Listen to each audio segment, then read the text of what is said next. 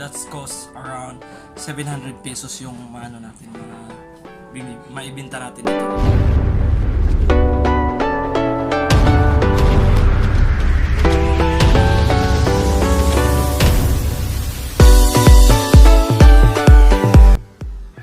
It's me again, Chinito Milao. So today we're going to make a mango fruit rehab na pang negosyo saan tayo ay makamura at makatipid. So come on guys!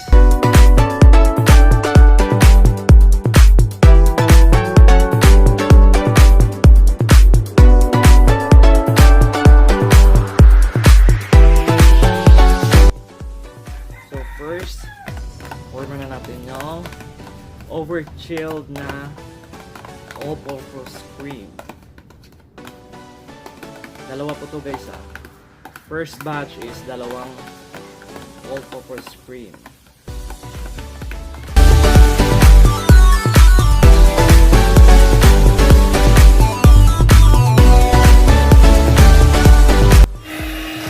So make sure lang natin guys no, pag gumagawa tayo is yung cream natin, yun yung malabas sa natin. Kaya lagyan. At saka make sure lang din yung nag-double na siya yung cream para makaano tayo, makamula. Yung cream is naka-chilled. Kasi pag hindi siya naka-chilled, guys, lugi tayo. Guys, pwede na tayong i-stop. Tapos next is i-add na natin yung condense. Okay.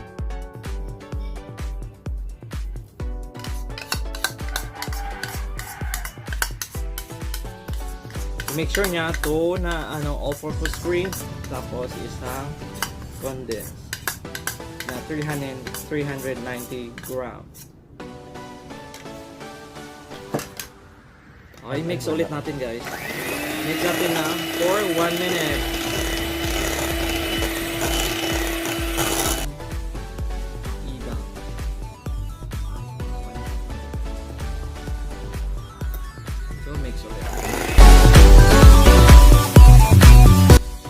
Pag nahalo na lahat, medyo sticky pa rin, sticky siya. So ngayon, mag-a-add tayo ng mango sa mixture natin ng mangga.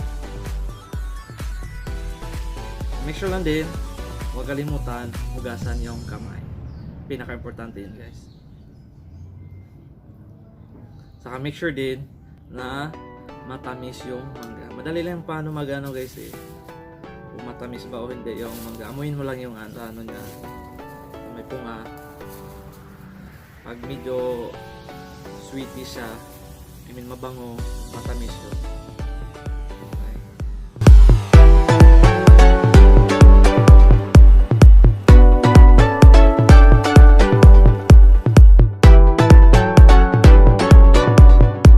Ito yung consistency ng mixture natin. So ganito siya guys, hindi siya masyadong guys, masyadong lasaw. Sakto lang siya guys. Yan. So, okay na siya. Stop na.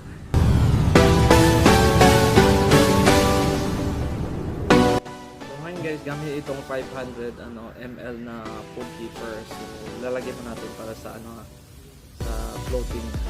May kunti lang. Sakto-sakto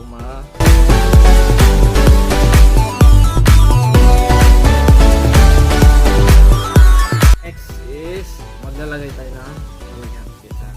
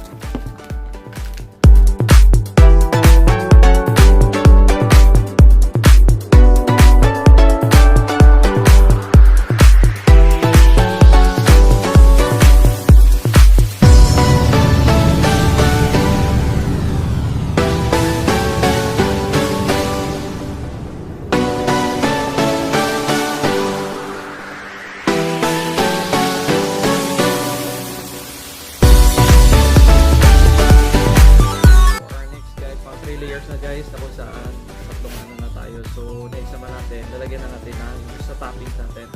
Lalagyan muna natin ng crushed grahams. Okay, kundi-kundi lang guys. Para maganda siyang tingnan.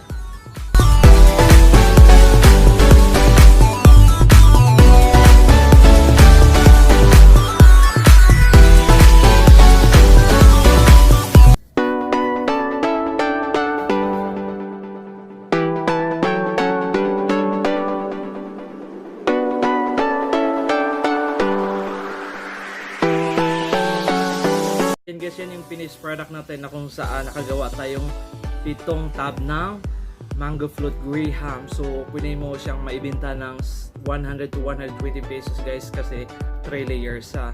So that's for now. So I hope you enjoy watching my YouTube channel. So please guys, subscribe my YouTube channel and hit the notification bell for. Thank you guys.